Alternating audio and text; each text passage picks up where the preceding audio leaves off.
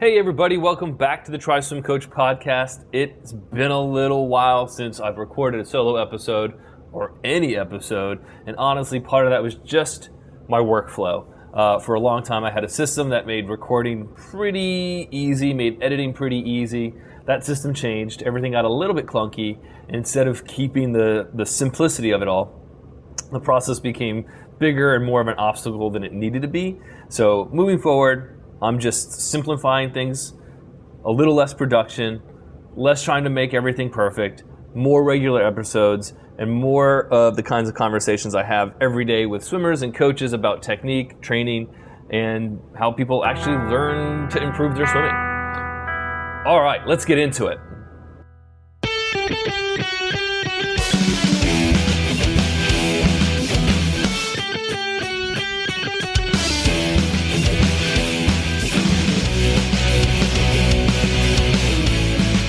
This type of swim video I keep seeing online. It goes usually something like this. Do this with your catch and swim 145 per 100 yards or meters. Or fix these 3 things and you'll finally swim under 2 minutes per 100. Or my favorite, stop swimming like this and swim like this. And then get to these examples side by side. One is wrong, one is right, problem solved. Except swimming doesn't really work that way. And I think this kind of content creates a really bad expectation for athletes. It makes technique look like a recipe. Put your hand here, rotate this much, bend your elbow this way, kick like this, and if you assemble all of these pieces correctly, eventually you get to 145 per 100 or faster. But 145 per 100 isn't a stroke technique, it's an outcome. And there are a lot of different things that determine that outcome. Most obviously, your fitness, your body size, your strength, your mobility, your drag profile, your stroke rate, your stroke per distance, your breathing, your ability to hold that technique when you're tired, your background in the water, and yes, your technique, obviously. So when somebody tells you, swim like this and you'll go 145, the first question should probably be, why? What exactly are we changing? Because the movement that they're showing you may solve a problem that swimmer has. It doesn't mean you have that problem. This is where I think swimmers get trapped with online content. You watch enough videos and you start building this imaginary perfect freestyle stroke in your head. High elbow here, hands enter there, rotate this many degrees, head goes this position, kick like this, or a kick looks like this, and then you get into the pool and try to manufacture all of it. Now you're not really swimming anymore, you're assembling parts and sort of just mimicking. And usually you're assembling of parts that came from 10 different swimmer videos and 10 different maybe coaches with 10 different problems. That's not coaching, that's a collage. A cue should not tell you what swimming is supposed to look like. A cue should help you change something specifically in your stroke. And honestly, we don't care what swimming looks like per se. We care how the looks of the movement of your body make a fuller picture of your movement.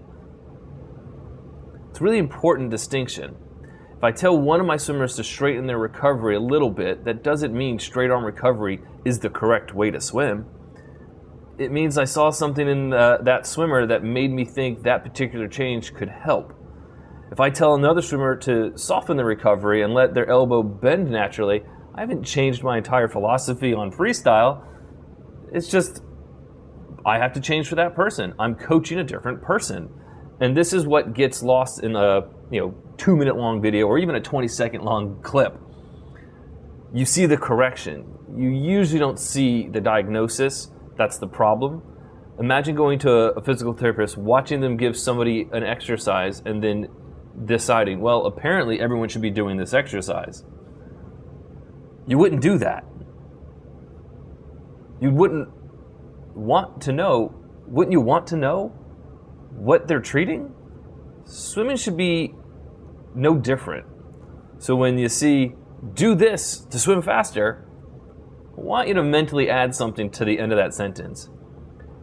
If this is the thing slowing you down, that changes the entire message. Change your catch to swim faster if your catch is actually the problem. Rotate more if you actually need more rotation. Increase your stroke rate if your stroke rate is limiting you. The last part matters because sometimes swimmers spend months trying to fix something that wasn't holding them back in the first place. And meanwhile, the thing that actually matters gets ignored. Maybe you're trying to make your recovery prettier when you're breathing and it's destroying your rhythm. Maybe you're obsessing over the angle of your hand during the catch when you can't maintain your body position for more than 100 yards. Maybe you're trying to copy a professional swimmer or triathlete's stroke rate when you don't have the strength or coordination to support it.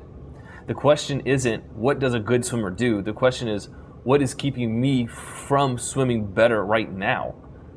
That's a very different way to look at technique. And it's the way I think swimmers should approach almost everything they see online. You don't need to decide whether a video is right or wrong. Ask whether it applies to you. What problem is this person trying to solve? Do I have that problem? And if I make this change, does my swimming actually improve? That last one is important because your stroke gets a vote. Try the change.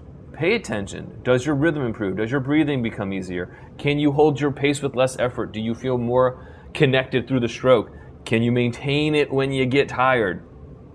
Those things tell me much more than whether your freestyle looks like the swimmer in the video. And that's really the point. There isn't one freestyle stroke that produces a 145 per 100 or faster pace. Go stand on a pool deck at a triathlon or at a swim practice and watch 10 people swim that pace. They are not going to look the same. Some will have a higher stroke rate, some will have a longer stroke in general. Some will have straighter arm recoveries, some will have more bend in their elbows, some will kick more, some will kick less. Some are barely even kicking at all. They got to the same pace through different combinations of skills and abilities. That doesn't mean technique doesn't matter. Technique matters. We know this. Enormously matters. It means technique has to solve the problem that your body and your swimming are actually presenting. So the next time you see one of those, swim like this, never do this, do these 3 things and swim a 145 type of video. Like, avoid those videos. Don't immediately copy it. Ask one question. What problem is this supposed to solve?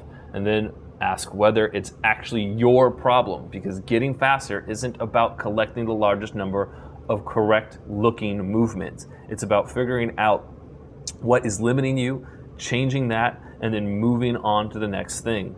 That's coaching. And if you're coaching yourself, that's the skill I want you to start to develop.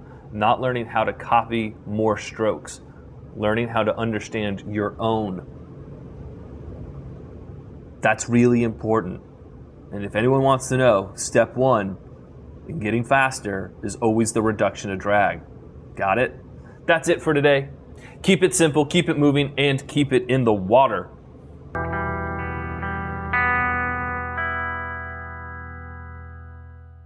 Thank you.